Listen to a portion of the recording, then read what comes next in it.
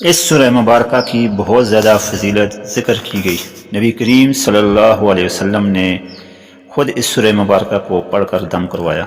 ایک جگہ پر فرمایا، یہ سورہ مبارکہ ہر بیماری کے لیے باعث شفا ہے۔ تعاون زدہ کے لیے یہ سورہ مبارکہ انتہائی مفید۔ نبی کریم صلی اللہ علیہ وسلم اکثر اس سورہ مبارکہ کو پڑھا کرتے تھے، اور ایک صحابی کے سانپ کے کاٹے جانے پر جب نبی کریم صلی اللہ علیہ وسلم کے پاس لایا گیا تو انہوں نے اس کو دم کیا۔ اس سورہ مبارکہ کی برکت سے رزق میں برکت، گھر میں تنگی، تنگ دستی اور گھر کے گھریلو معاشرتی حالات خراب ہوں تو یہ سورہ اکثیر ہے۔ اعوذ باللہ من الشیطان الرجیم، بسم اللہ الرحمن الرحیم۔ محترم ناظرین، السلام علیکم ورحمۃ اللہ وبرکاتہ۔ آج ہم آپ کی خدمت میں انتہائی اہم سورہ قرآن پاک کی جو سب سے پہلی سورہ مبارکہ ہے، سورہ الفاتحہ، اس کا وظیفہ آپ کے سامنے ذکر کر رہے ہیں۔ اس سورت کو سورۃ الحمد بھی کہا جاتا ہے، اور اس سورہ کے بارے میں اللہ تبارک و تعالیٰ فرماتے ہیں، اعوذ باللہ من الشیطان الرجیم، سورہ الحجر، وَلَقَدْ آتَيْنَاكَ سَبْعًا مِّنَ الْمَثَانِيَ وَالْقُرْآنَ الْعَظِيمِ، کہ اے نبی صلی اللہ علیہ وسلم، ہم نے آپ کو 7 مثانی اور قرآن مجید عطا کیا۔ 7 مثانی سے مراد سورہ الفاتحہ ہے۔ یہ تمام صورتوں سے بڑی ہے۔ حدیث میں فرمایا کہ چاروں آسمانی کتابوں تورات، انجیل، زبور، قرآن میں اس سورت جیسی کوئی صورت نہیں۔ ایک اور حدیث میں فرمایا کہ جس نماز کے اندر سورہ الفاتحہ نہ ہو وہ نماز ہی نہیں۔ مزید فرمایا، آخر صورت فی القرآن الحمد للہ رب العالمین، یہ قرآن مجید سے سب صورتوں میں بہتر صورت جو ہے وہ الحمد للہ رب العالمین ہے۔ حضرت صاحب بن یزید رضی اللہ عنہ روایت کرتے ہیں کہ نبی کریم صلی اللہ علیہ وسلم نے مجھے سورہ فاتحہ پڑھ کر دم کر دیا۔ نبی کریم صلی اللہ علیہ وسلم اس صورت کو رقیہ یعنی منتر فرمایا ہے۔ ایک صحابی نے سانپ کے کاٹے ہوئے کو دم کیا، اللہ کے حکم سے وہ اچھا ہو گیا۔ نیز نبی کریم صلی اللہ علیہ وسلم نے فرمایا، فاتحۃ الکتاب شفاء من کل داء، یعنی سورہ فاتحہ ہر بیماری کے لیے شفا ہے۔ ایک اور روایت میں ہے کہ خیر الدعاء القرآن، کہ قرآن سب دعاؤں سے بہتر دعا ہے۔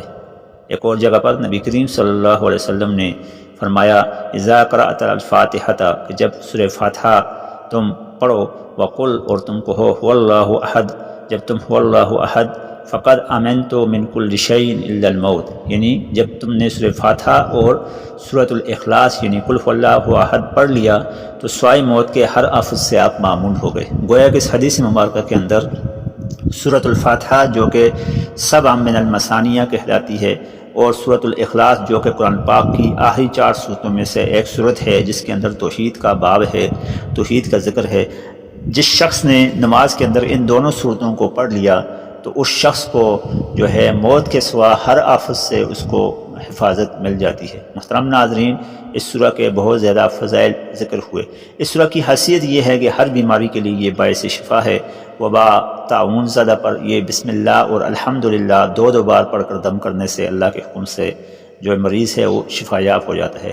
علامہ ابن عربی رحمۃ اللہ علیہ فرماتے ہیں کہ مغرب کی فرض و سنت کے بعد اسی جگہ پر 40 مرتبہ پڑھے اور اسی جگہ سے اٹھے نہیں تو اللہ تعالیٰ سے جو حاجت مانگے تو اس کو پورا پائے گا۔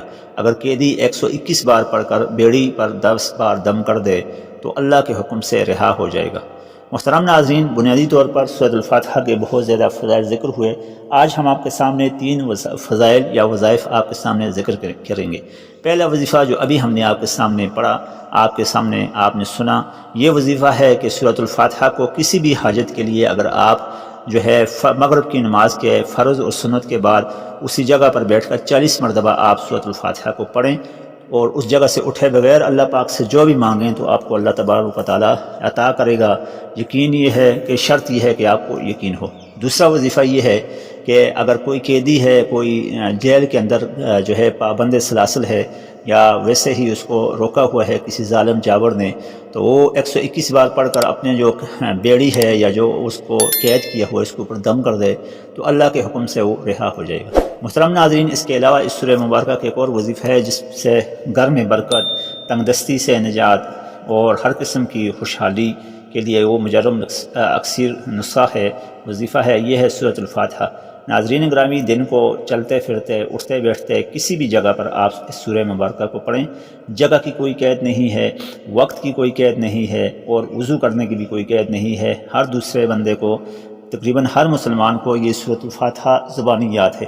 ناظرین گرامی، دن کو کم از کم 1000 بار اگر کوئی شخص سورہ فاتحہ پڑھے اور یہ عمل وہ 17 دن تک کرے یا 21 دن تک کرے، تو ان 17 یا 21 دن کے پورے ہونے سے پہلے اس کو اللہ تبارک و تعالیٰ اس کی جو حاجت ہے جو اس کے دل میں ہے وہ اللہ تبارک و تعالیٰ پوری فرمائیں گے۔ بظاہر دیکھنے میں یہ سننے میں یہ وظیفہ انتہائی مشکل ہے، لیکن آسان اس وجہ سے ہے کہ سورۃ الفاتحہ جو ہے وہ انسان کو یاد ہے۔ وہ دن کو کوئی بھی کام کرے، ہماری مائیں بہنیں کچن میں کام کریں، ہمارے بھائی حضرات ڈرائیونگ کریں، راستے میں جائیں، کوئی بھی کام کریں، وہ دل ہی دل میں سورۃ الفاتحہ پڑھیں، اور سورۃ الفاتحہ اتنی تعداد میں پڑھیں کہ وہ 1000 تک پہنچ جائے۔ تو 21 دن تک مسلسل یہ عمل کرنے سے یا 17 دن تک مسلسل یہ عمل کرنے سے جو ہے ان دنوں میں جو یہ اس کی مراد ہوگی، جو اس کے ذہن میں ہوگی، جس کے لیے یہ وظیفہ پڑھا جا رہا ہوگا، جس مقصد کے لیے، وہ مقصد اللہ تبارک و تعالیٰ پورا فرما دیں گے۔ اگر آپ خود نہیں پڑھ سکتے 1000 بار، تو آپ اپنے کسی ایسی دوست کو یا یقین والے بندے کو بتائیں جو کہ آپ کو مکمل تعداد میں پڑھ کر دے سکتے ہیں، لیکن شرط یہ ہے کہ استحضار ہو اللہ تبارک و تعالیٰ کے ساتھ، جو ہے اللہ تبارک و تعالیٰ کے ساتھ گویا کہ آپ ہم کلام ہو رہے ہیں، اس میں بے ادبی کا شائبہ نہ ہو، کام بھی کر رہے ہوں، پڑھ رہے ہوں، تو آپ کا ذہن جو ہے وہ سورۃ الحمد یا سبع المثانیہ کی طرف